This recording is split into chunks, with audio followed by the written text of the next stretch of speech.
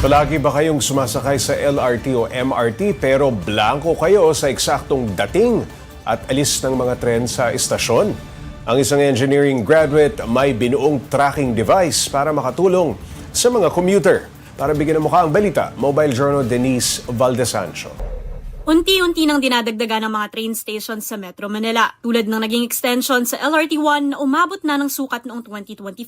Kaso kahit dumarami ang istasyon, ang problema pa rin, hindi alam ng commuters ang eksaktong lokasyon at oras ng dating at alis ng mga tren. Kaya may naisip na solusyon ng engineering graduate na si Clyde. Kasi napansin ko, lalo sa mga train, na kahit tatlo lang yung linya ng LRT tsaka MRT, marami pa rin naliligaw or nalilito.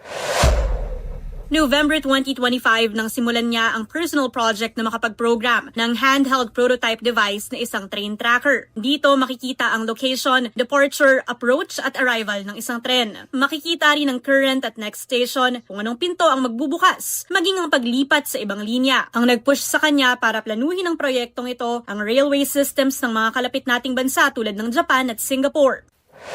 Hindi ko nahanap sarili ko na confuse or hindi ko nahanap na intimidating yung mga systems nila even though na mas malaki yung lines. Hindi pa raw tapos ang personal project na ito ni Clyde. Marami pa raw siyang gustong i-improve dito. Ang bala ko sana is to have an actual equipment or passenger information system as in na naka-install sa loob ng mga tren. So yun yung system na nag-handle ng mga announcements, ng mga displays. Inaaral pa raw sa ngayon kung posible yan at kung pwede bang gawing mobile app ang proyektong ito. At maliban sa mga tren, tinitingnan din ni Clyde kung pwede itong gawin para sa mga bus tulad ng EDSA Carousel. Madalas kamang laman ng kalsada o hindi deserve ng bawat commuter ang maginhawa, effective at efficient na public transport system. Mga kapatid, Mobile Journal Denise Valdesancho po hatid ang mukha ng balita. Pag-usapan pa natin ang train tracking device ni Clyde kasama si Mobile Journal Denise Valdesancho. Denise, ano bang nakita ni Clyde o inspirasyon ni Clyde sa ibang bansa? No? Ano yung nakita niya?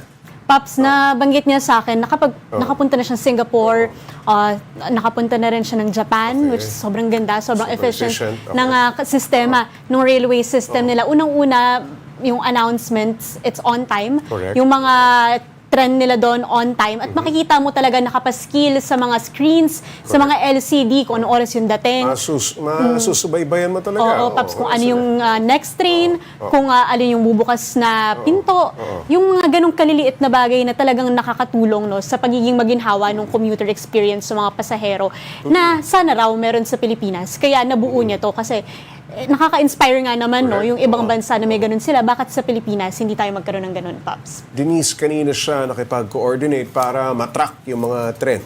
Paps, ngayon meron na daw mga nag-reach out sa kanya. Although Clyde won't name who these entities are pa as of now. Kasi itong ginawa niyang tracking device ay hindi pa ito yung tapos na proyekto. Kumbaga, this is just a personal project, more on programming kasi itong device. And then, sinubukan niya pa lang, no, kung posible nga ba na matrack natin yung oras, yung lokasyon ng mga tren natin. And thankfully, no, gumana yung ginawa niyang device. And kailangan pa kasi niyang i-install mismo doon sa sistema ng LRT and MRT trains natin para magawa or ma-implement siya mismo ng MRT at LRT. Denise, kailan niya raw kaya ito o kaya ito matatapos, lalo yung mobile app? Paps, yan yung hangarin ni Clyde. Yung proyekto niyang ito, nagawa niya to within a few months. That's from November to December. At nagawa niya pa yan while doing his board exam. Dahil nga, matagal niya na raw pinangarap to. Bilang commuter, lalo na sa ibang bansa, nasubukan niya na yung public transport ng ibang bansa and he wants that also for the Philippines. Pero matagal pa, Paps, yung timeline bago ito maging isang ganap na announcement or kumbaga bago ito maging isang ganap na proyekto or sistema sa railway system natin sa Pilipinas. And hopefully nga, no, tulad sa ibang bansa, Paps, na maging yung mga bus nila, maging yung mga bus, hindi lang yung tren, makikita mo all within an app na makikita mo yung dating, kung anong bus yung available, makita rin natin Mahalaga sa Pilipinas. yan no? Sobra, lalo na Paps. kung dependent ka talaga sa pagsakay sa tren. Okay, nakikipagtulungan daw ba si Clyde sa LRT para mabuo ito? O nakakausap niya na ba ang DOTR para dito? Yes, Paps. Yun nga, meron na. May mga ilang ahensya na nakikipag-usap sa kanya. Pero tingnan natin kung paano ito i-implement Ayun. mismo. At hopefully Oo. ay ma-implement din dahil Paps, like you mentioned, ako, commuter din ako.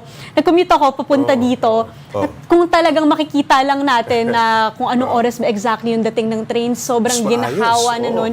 Paps, sa commuter. Mapaplano mo yung buhay mo, no? Oo, Paps, hindi na Oo. tayo aasa kung kailan ba dadating yung Oo, tren. oo. Hindi na natin titingnan ano ba yung next station, lalo na sa mga baguhan. So hopefully in the future, Paps, Hopefully. unti-unti. Ayun, maraming salamat Mobile Journal Denise Valdesancho.